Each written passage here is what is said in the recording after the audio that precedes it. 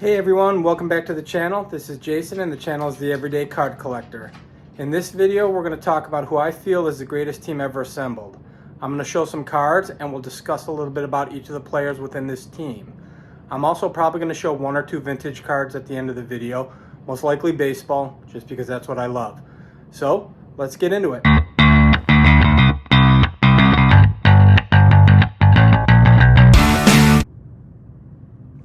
Well, let's show off some cards. As I said in the intro of the video, this is the greatest team ever assembled in my opinion. And I'm assuming the first card's going to give it away as to who I think this is, but I figured I'd take them in somewhat of an order that presents well for the team itself. So this is the first card of the what I will call the set that I have. And you can see it's USA Basketball, and if you look in the foreground there, kind of in the background, it's 1992. This is an NBA Hoops 1992 Olympic basketball team, or the first Dream Team, original Dream Team.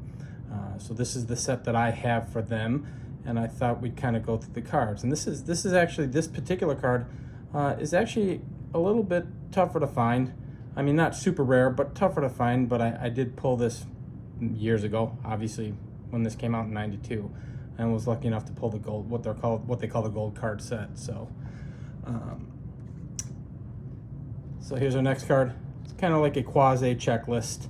You see on here we have 10 players and a coach, and I'll go through each particular card of all of these guys, and you'll see 2 players who are actually on the team are not in the set, and I'll kind of go over that as we're running through the cards. Okay, so here's the first card. Chuck Daly. Chuck Daly was the coach of the '92 Dream Team, head coach of the '92 Dream Team. At the time was coaching the Detroit Pistons, and was asked to coach the Dream Team. And you'll see here, guys, that I actually have 2 cards for Chuck. So there were 2 different poses, and I do have both of them. And you'll see that with the players as well. There's two cards for each player. Almost one is an action shot, I would call it, kind of an action shot, and one is a portrait shot, if you will. So these are the 2 cards that I have for Chuck Daly. He was a coach and 2-time champ of the Pistons, and then coached this team. Lenny Wilkens, one of the assistant coaches with the team. Good player in his own right back in the day. Played a little bit before my time, or before I can remember. I kind of got into basketball in the early 80s. I remember him most as a coach for the Atlanta Falcons. But if you look up his stats, he was a good player within his own rights. So assistant coach Lenny Wilkens. Assistant coach Mike Krzyzewski, young Mike Krzyzewski. He was the coach of Duke at the time, and as you guys know, won several championships with them down the road, and recently retired, I don't know, a year or 2 years ago, 3 years ago, something like that. But legendary college coach Mike Krzyzewski.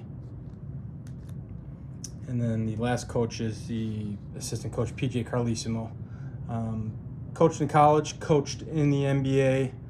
I think most well known for getting choked out by one of his players. I think it was Latrell Sprewell, who actually attacked him in a practice and attempted to choke him. So at least that's the first thing that comes to mind when I see this card for me. But was a coach. I think he coached at St. John's in college. Coached Golden State Warriors, if I'm not mistaken, and a couple other teams. And as an assistant coach as well. I think he was an assistant coach for the 76ers at one point in time. So those are all the coaches. Let's get into the players. Of course, I'm going to start with this guy, my favorite player in the world, Michael Jordan. So this is what I'm calling the portrait shot of Michael Jordan. From here on out, you will see 2 cards on each of the players. This is his portrait shot, and then this is what I'm calling his action shot, or kind of action shot. So the set came with 2 of these cards for each of the players. So there's my Michael. Next guy, Magic Johnson. Again, what I call a portrait shot, and then kind of action shot, or full shot, if you will, because he's not really doing anything. And as I'm rattling through each of these players, it's hard to argue why this isn't the greatest team ever assembled. Next player, Larry Bird, Larry Legend.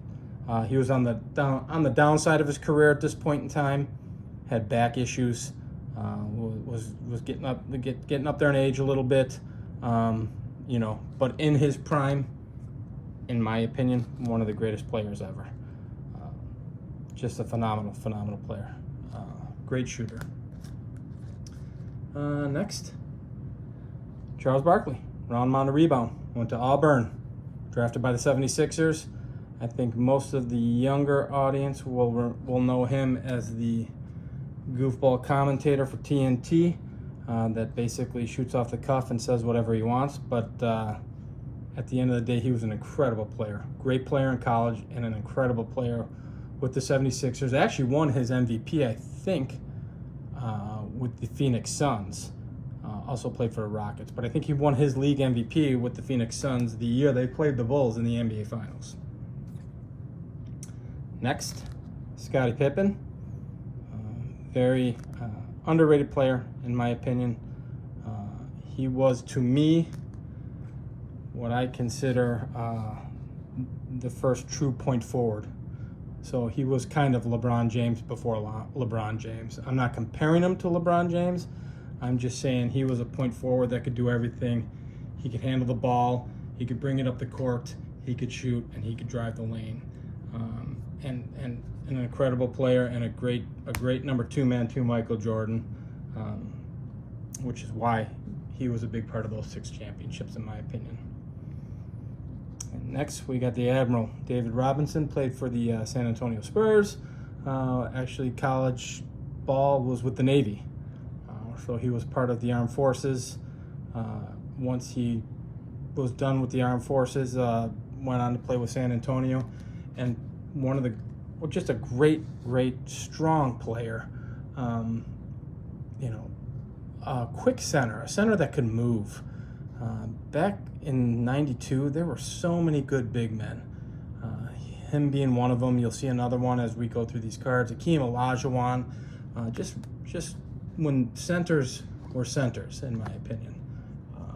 They had handles and they could shoot, and then you just had big, strong ones as well. Here's John Stockton. Went to Gonzaga, played for the Utah Jazz, played on those great Jazz teams who actually played the Bulls in back-to-back championships and lost, which made me happy being a Bulls fan. But great player, smart player. Ran the pick and roll with this guy, Karl Malone. Strong forward, another real strong player. And him and Stockton were the dynamic duo for the Utah Jazz for many years. And like I said, mastered the pick and roll. Another all-time great center, Patrick Ewing. Went to Georgetown, was part of that Big East era when the Big East was probably the powerhouse conference of all powerhouse conferences. All basketball in the early 80s, aside from North Carolina, pretty much went through the Big East, just loaded with talent back then. And I think ESPN actually did a special 30 for 30 all about the Big East from back in that era. But it was just a phenomenal conference for college ball. Next guy, Chris Mullin, also part of that early 80s Big East. Went to St. John's. Played with several teams in the NBA. I kind of remember him most as an Indiana Pacer or a Golden State Warrior, and could absolutely shoot the lights out. Just was a great shooter. Phenomenal shooter. And then here's his second card. So the 2 players who did not have cards in the set that were actually on the team, one was Clyde Drexler. So I brought out a Clyde the Glide card just to show you with Larry in the background at one of the NBA All-Star weekends from 1990. Clyde went to Houston, played his college ball in Houston, was part of Phi Slamma Jamma with Akeem, and was just an incredible player.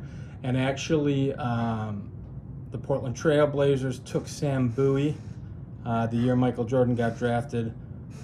Took Sam Bowie, and then the next pick was Michael Jordan, which I believe was the 3rd pick, Akeem being 1, Sam Bowie being 2. And the reason the Portland Trail Blazers didn't take Michael Jordan is they already had a 2 guard, and it was Clyde the Glide Drexler.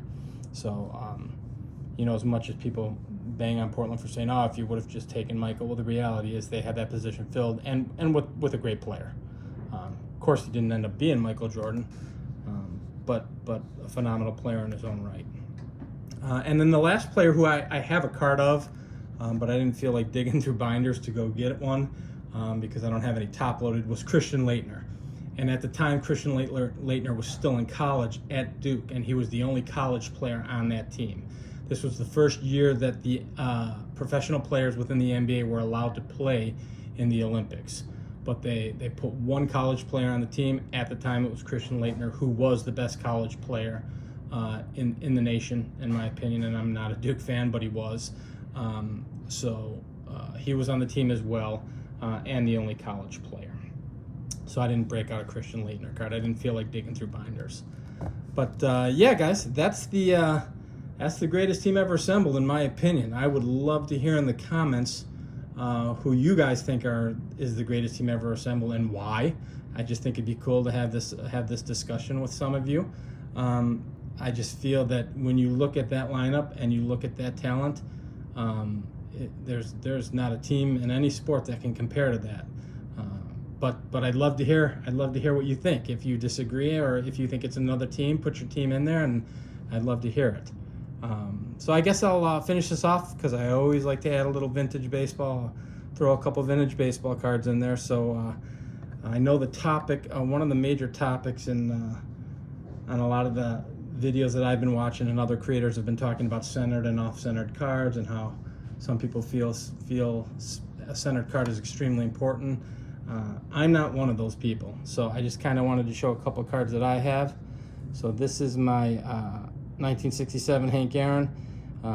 It's in a 4.5, SGC 4.5. You can see it is not centered very well. It's probably 80-20, but shoot, that is a beautiful looking card, and I love it. Doesn't need to be perfectly centered for me. I'll take that card all day long.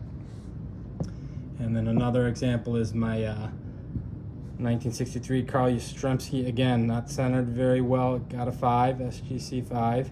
Probably, again, 80-20 left to right, and not very well centered top to bottom either. But for a 63 top, still a beautiful card. You know, you'll see a little bit of whitening on the bottom corners, but, you know, that was pretty common in these cards. The corners are pretty sharp. The image itself is beautiful, and, you know, I love it. Doesn't have to be centered for me, so I figured I'd show a couple uncentered cards that are still amazing. So that's going to do it for me, guys. Let me know in the comments who you feel the greatest team is of all time, or if you agree or disagree with me. I'd love to see the comments, and we can chat and talk.